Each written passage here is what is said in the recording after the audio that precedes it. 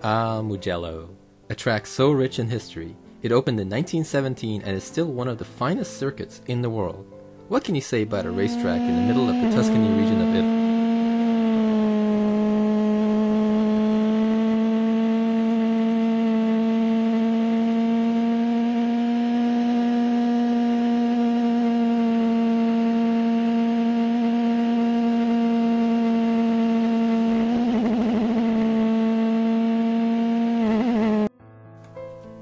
Mugello is a regular test center of Ferrari F1, MotoGP, and World Superbike.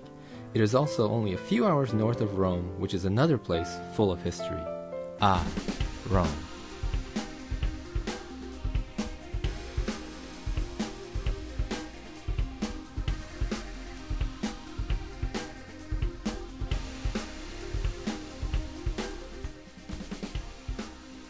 Rome is the world's greatest historical city with its awesome monuments, museums, galleries, and other treasures spanning almost 3,000 years. It is famous for its history, and the history is there wherever you go in Rome. Its climate is fantastic with mild winters, which is always a good time to visit.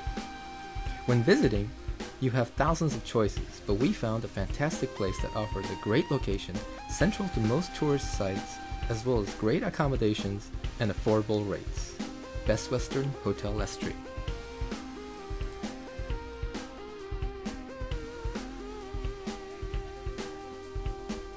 Final Drive TV today is Tatiana Giammattei, the front office manager of the Best Western Hotel in Astrid. Buongiorno. Buongiorno. Thank you so much for joining us today. Thank you. We have a few questions. I want to know about the hotel. I want to know about the building, when it started, and where we are today. Okay, we are in a wonderful building of the beginning of 19th century, and it has still the original stairs that a lot of people come to see because they are very rare in Rome. And we are renovating all the rooms last year because we enter also in the Best Western chain.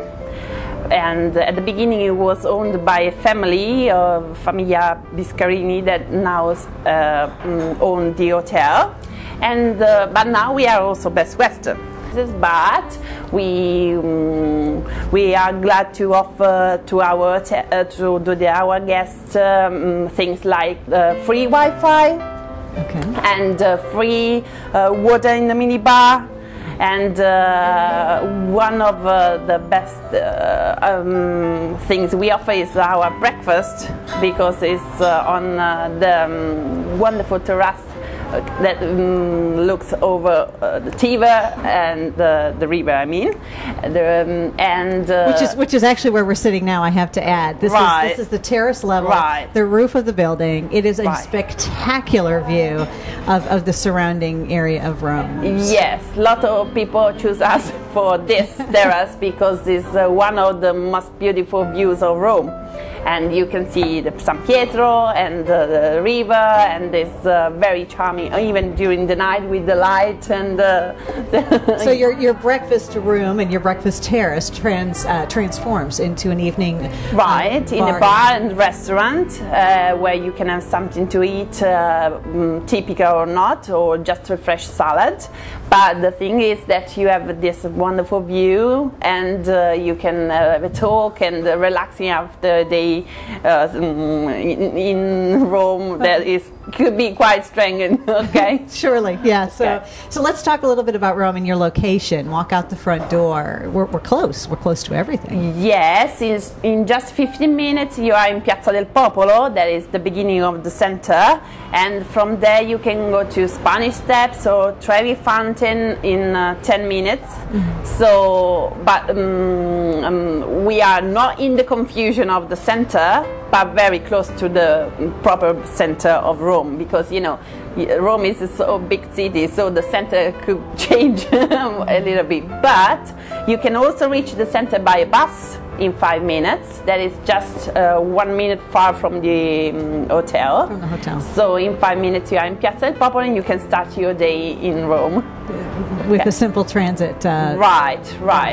In just 20 minutes you are in Vatican City, So there is one of the attractions that everyone comes for. Right. Great. So back to the hotel. How many rooms do you have here? We have 48 rooms. 48 rooms, all that have been renovated with the Wi-Fi, the mini bar, safe, very comfortable. So you've got the charm of an old hotel. You've got the conveniences of a new hotel. Right. which is wonderful. We try to do our best to satisfy our guests. Perfect. So, and your mix of travelers, do you get business? Do you get pleasure? A little bit of both? Both, because we are close to a lot of very important society in Italy. So Italian society, like for communication and things like that. And we are also close, as we have said before, to the tourist center. Yes, so we have both kind of guests. So for traveling for work or traveling for pleasure. Perfect. Great. Well, it's obvious why someone would need to would choose the Best Western here at Hotel Astrid. Thank you so much for joining us today. Thank you.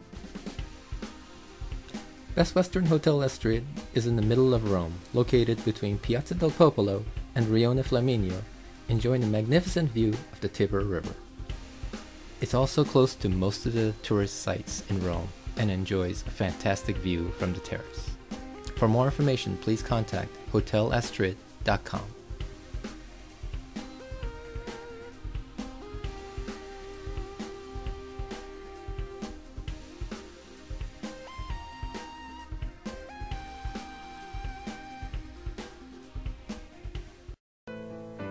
From Rome, we head out east to Japan, Hiroshima, Japan, where our Mazda Miata project car was born many years ago. Welcome to Final Drive TV. Today we have a special treat for you, our very first project car. We want to select a car that's popular, affordable, cheap, fun, all those things. And we want to show you how to build this up in your garage on a budget that most people can afford. No frame-off restorations, none of that stuff here, no fancy things like that. Just basic bolt-on things that you can do in your own shop. So first step was to find the car. What car we were going to select would be play a major role in this. So one of the first things we decided was a first-generation Mazda Miata. One of the most popular cars made. People race these things all the time. They hop them up, they drive them, they're reliable, economical, fun, all those things. So we found our car, a 96 Mazda Miata, and here it is. So this is our car, a 96 Mazda Miata. These have the 1.8 liters in them, which is the desired motor, the highly desirable motor. They're much stronger than the 1.6s, much more durable than the 1.6s that the early cars had. So our car needs a little bit of work. The interior is not great, but it's not terrible either. We could use some new seats. The interior is filthy. The steering wheel's all messy. There's broken pieces and bits inside. We're going to have to fix all that, clean all that up. The window is stuck like this. It doesn't open, but that's fine. Easy fixes there. When you come to the outside, you'll see the top. Somebody came out to the top here and tried to break into the car by ripping the rear window out. Not that it was much left anyway, because as you can see, the rear window was in terrible shape to begin with. So we're going to have to do something about this. We're going to have to replace this or the whole top, something like that. Wheels and tires are pretty bad. There's fake hubcaps on there. There's junky steel wheels. We're going to have to clean all that stuff up. But most important thing is the rest of the body is actually pretty good. There's not much rust. There's no rust. This body's pretty straight. There's a couple minor dings and dents here and there, maybe over here a little bit, but that's about it. The car is, for the most part, very clean, very nice. And engine seems to run fine. We're going to have to do some work in the engine. But the biggest problem is that the radiator's got a big hole in it, so it overheats, and the clutch slips terribly, so we need to change the clutch. We're going to have to work on the transmission linkage, and who knows what else until we dove in. But for now, the clutch, engine, tune-up, things like that is the first things we're going to tackle, and hopefully we'll go from there, and we won't have too many nasty surprises along the way.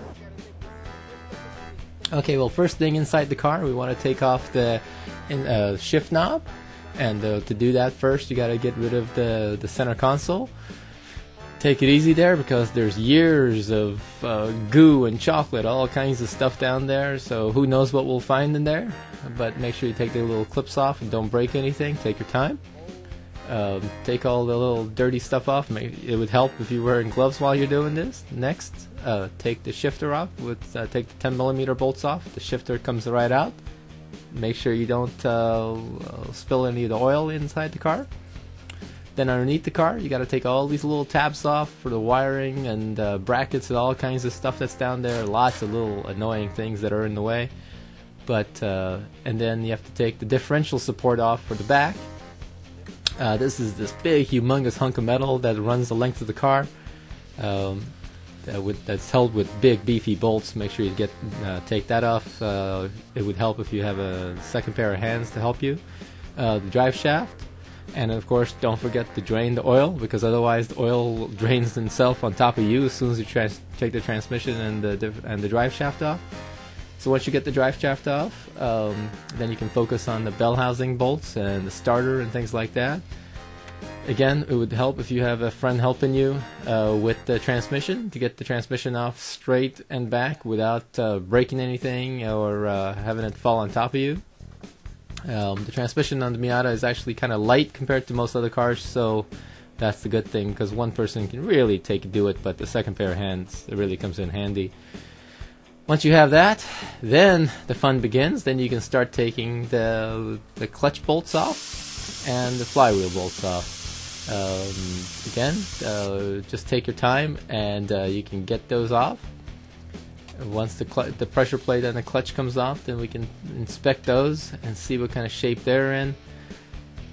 They actually didn't look terrible, but they were past their time.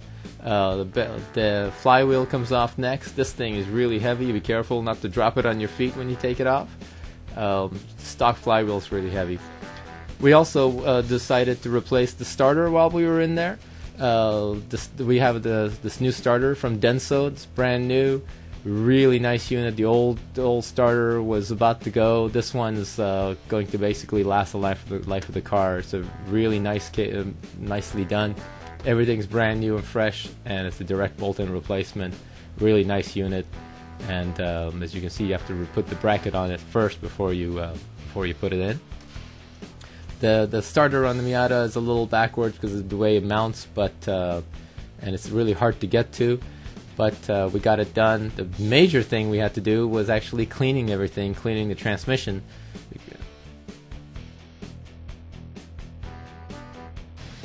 So here we have the old clutch, which, as you can see here, it was wasted. This poor clutch has had a really rough life. Look at all this grease and everything that was on here. This is in sad shape. So we took the pressure plate, everything off. We're gonna just get rid of this thing.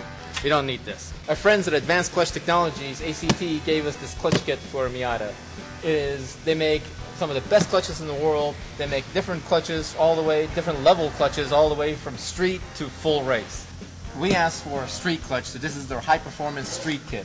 The kit is complete, comes with one box, comes with everything. Comes with a brand new throwout bearing. They even give you clutch alignment tool, pilot bearing, nice disc.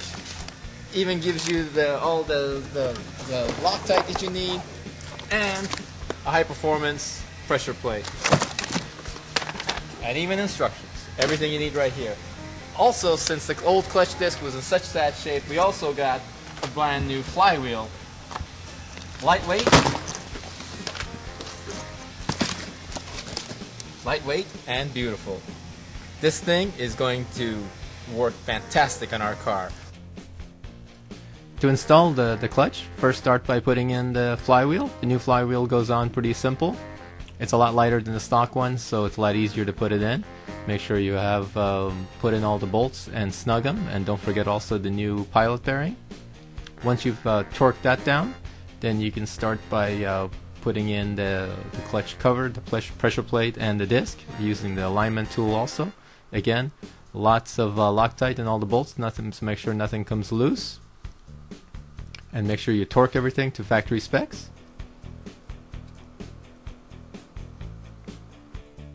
Once you've done that, then you're pretty much ready for the transmission. Then replace the transmission, just the reverse of everything you did. Just put the transmission back, everything you replaced, put it back, and you're ready to go. Once we did that, now we're ready for everything else. Taking a look around our car, there's a lot of work still to be done. Next, we moved into the radiator, which was also a big problem with our car. Make sure you get all the hoses off, all the little fasteners off, and the radiator comes straight out, including the fans. Comes off actually pretty simple. Once you have put those, make sure you take everything, all the components off the old radiator, including the fans and all the little tabs and brackets. Once you've taken off the old radiator, it's time to get the new radiator set up. We got one from CSF, one of the world's #1 manufacturer of import car radiators. They've been around for 40 years and have about 2,100 different applications for all kinds of popular import vehicles. If they don't have one for your car is probably something really strange. For the Miata, they actually make one that's extra thick. It's about twice the thickness of the stock radiator, and it's not only is it functional, but it's also gorgeous with its chrome-plated, polished finish. And its beautiful thing about it is that it's a direct bolt-on. You don't need to make any serious modifications. We found you had to cut around the plastic of one of the fans a little bit just to clear the hose, which was pretty simple to do. But because the radiator was so thick, we also found that you cannot put the fan, replace it just like you would with a stock radiator. So we actually had to put only one fan on because it would hit some of the water outlets. And then the second fan would have to go on after the whole radiator was installed in the car. Next, it was time to tackle the brakes, which was a huge safety issue. So we got these new calipers, rotors, and pads, all from Bendix. They came with all the hardware you need, and don't forget to replace all the washers. These little copper washers are small, but they're instrumental in not having any leaks. So if you cut corners here, you could find yourself in a ditch or an accident really soon. We replaced the pads, the calipers, everything with brand new ones, which was really simple to install. Brand new rotors as well, direct replacement, factory fit, OEM or better quality by Bendix, which worked fantastic. These things are a great bargain and work better than stock. We were glad to replace everything to make sure we have nice firm brake pads, brake pedal, and to make sure that we have good braking all the time. Next, we had to fix some minor issues. On our car, the door window on the driver's side would not come up, so we had to take the door panel off to get to the mechanism inside. We had to actually get this mechanism used from a wrecking yard. Replace that, and that went over pretty simple. Without good spark plugs, your car won't even start, and we got the best. Denso makes these iridium spark plugs, and you can just see the comparison between the Denso one on this left side and a regular spark plug. That difference is amazing, and that translates into easier starting and more horsepower and better fuel economy. Once we replace the spark plugs and the cap, rotor, all the plugs, all the wires, everything else in the ignition to make sure we have a proper ignition, it was time to move on to the exhaust.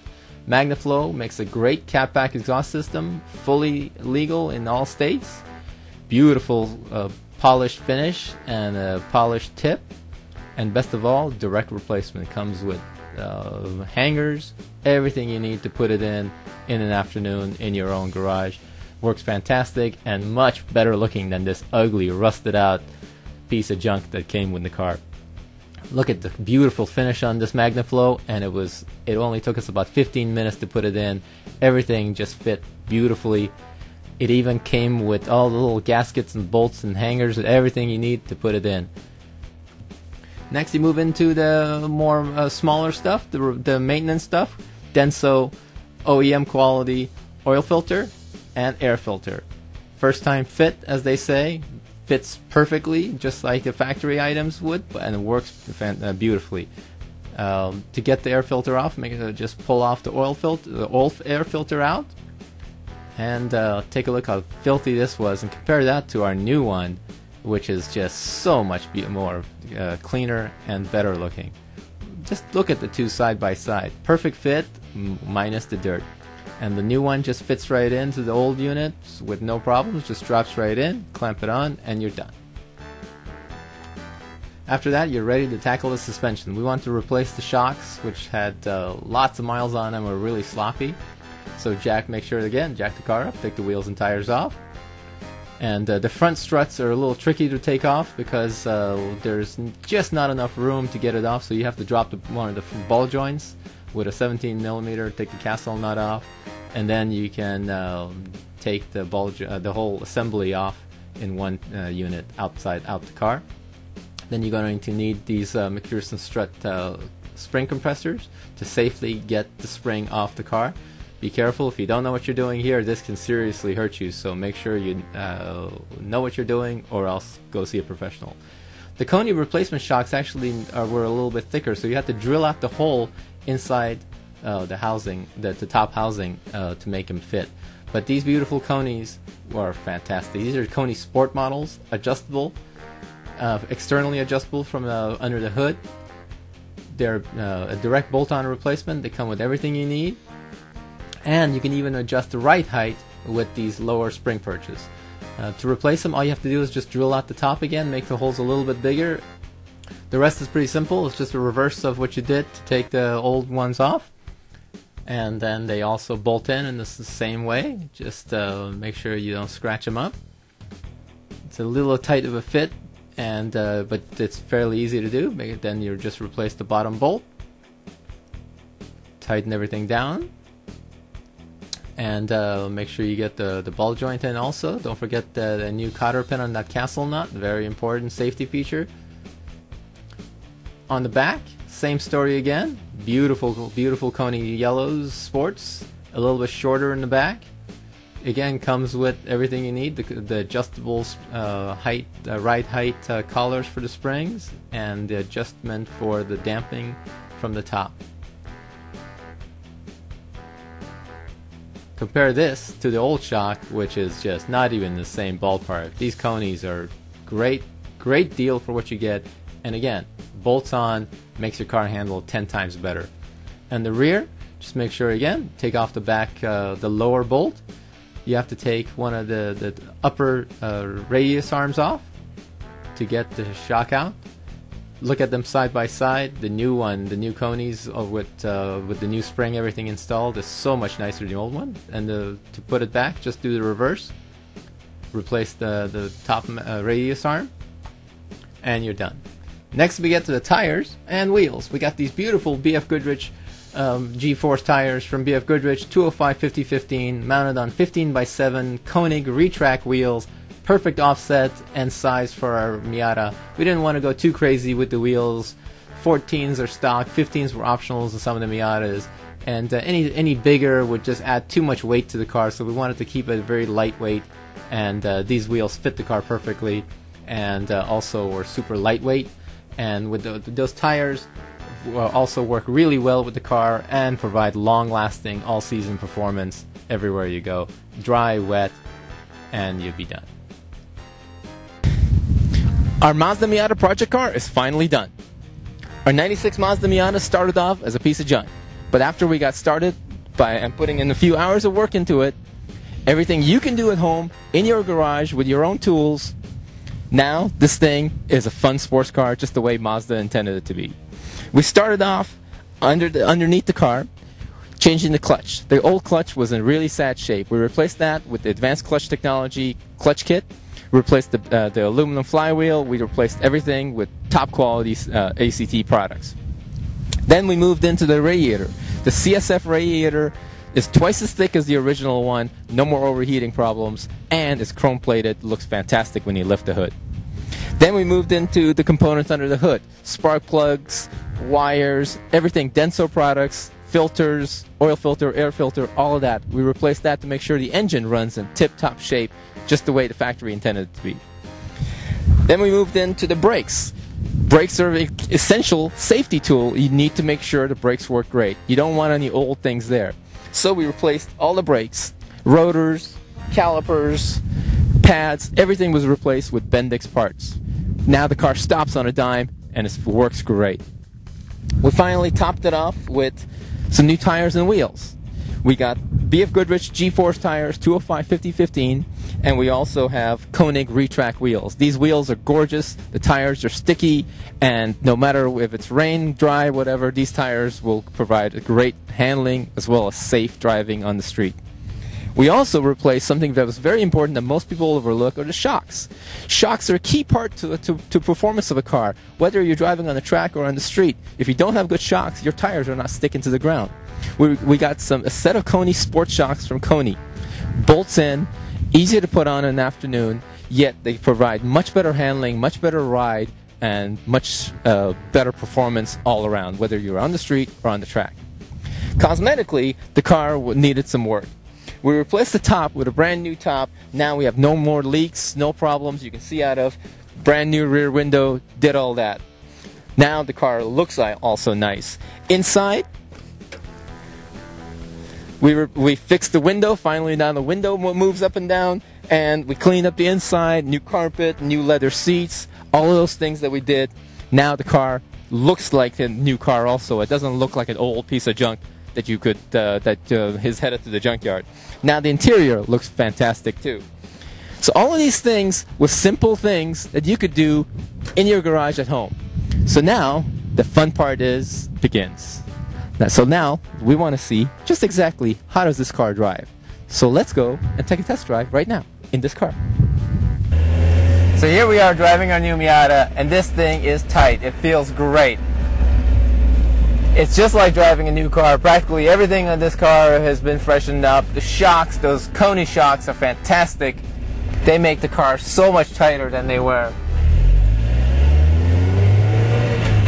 It feels like a new car. I mean, you can just drive this thing the way you want. And the motor with those Denso plugs, oh man, those Iridium plugs make such a huge difference. The thing revs nicely. And this transmission with this clutch is fantastic. I mean, you listen to this, oh man, just make you want to go in this car. You have to be careful not to get a ticket around here, but boy, this thing came out so nice. This beautiful top, the inside, the seats look so nice. And the lesson here is how easy it was to do all this stuff. You could just, call your buddies, bring over some beer or tea or coffee or whatever they're into, and just have them come over and help you out for the weekend here and do all this stuff with just a little bit of help, a little bit of ingenuity, put all this stuff together, everything bolted on, other than some basic tools, maybe a drill, things like that. Really didn't need anything major, and then you can have a nice car. If you were going to go get yourself a Miata like this in this kind of condition, it would set you back a pretty penny. You'd have to pay probably about $3,000–4,000 for a car in this kind of condition like ours. Nice body, nice interior, good running motor, not to mention all the nice high performance stuff that we added to this. But you can get yourself a car like we did for a few $100, get yourself the parts, put it in, and make sure it was done right, and you would have a really good running car for a fraction of the cost. Plus, you know that all the work was done right, and it's better than it used to be. This clutch is way better than the stock clutch ever was. These tires are way better than the stock tires ever were. The wheels are gorgeous. This car actually turns heads. It's beautiful. The wheels and tires really make the car handle nice. So it's a lot better than a stock Miata that you could find yourself for $3,000–4,000.